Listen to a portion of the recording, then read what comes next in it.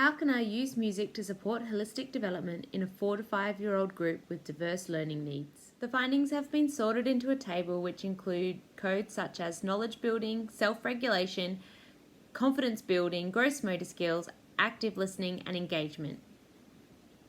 Starting with knowledge building, we looked at learning the Auslan signs using a song called See It, Say It, Sign It by Jack Hartman. This was expanding on the children's current interest in singing the Sing a Rainbow song using Auslan signs.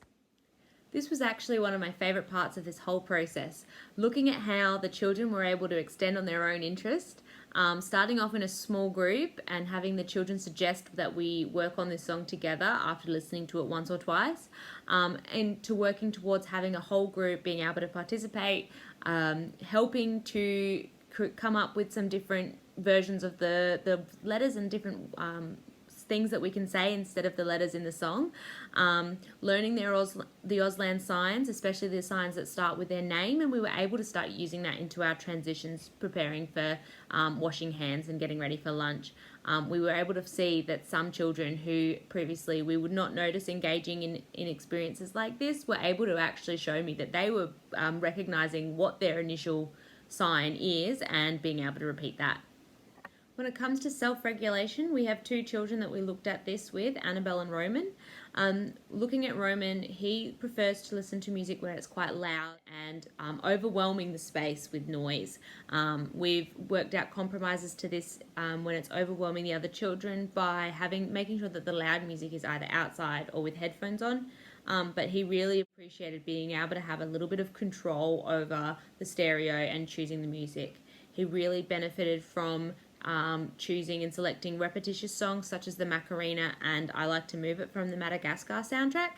And he would use those songs, put them on, go off and find another activity to do, and listening to that music you could tell that it was really helping him focus and stay at an activity for longer than he would otherwise if the music wasn't on in the background. We really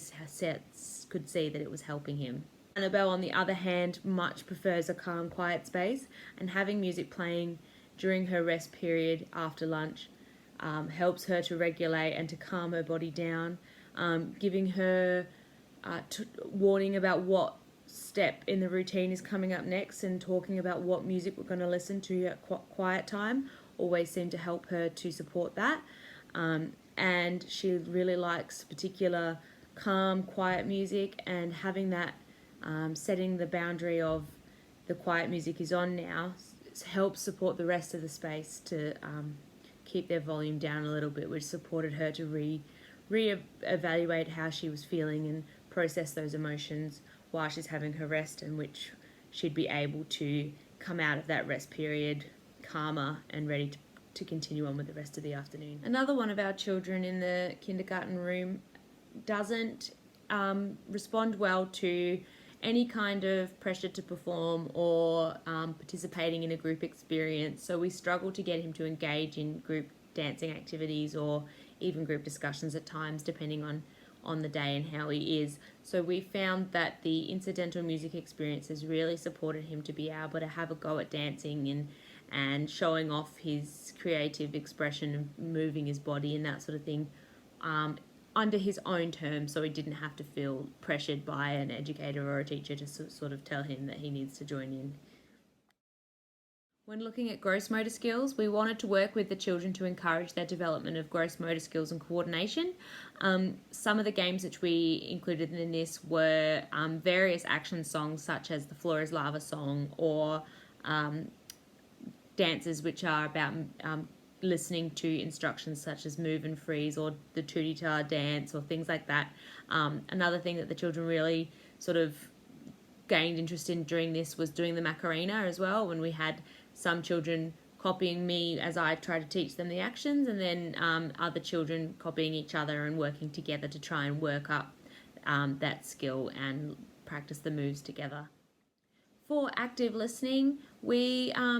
had a lot of different experiences around different kinds of songs and looking at how we interpret the music and what kind of experiences, feelings and understandings we can gain from the music. So that included listening to the flight of the bumblebee and trying to figure out what insect that was trying to represent, and then engaging in some interpretive dance to go along with that. We also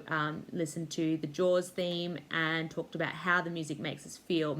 nervous, it makes us feel frightened, and how music can make us feel different ways. Through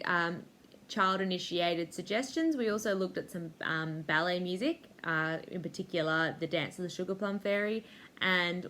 one of the children in particular was able to listen to that music and interpret that her own way, showing her confidence and showing her understanding of what ballet means to her, and sort of do her own interpretation of the music, which I thought was really, really good to see, especially with her building her confidence, to be able to do that on her own in front of the rest of the group.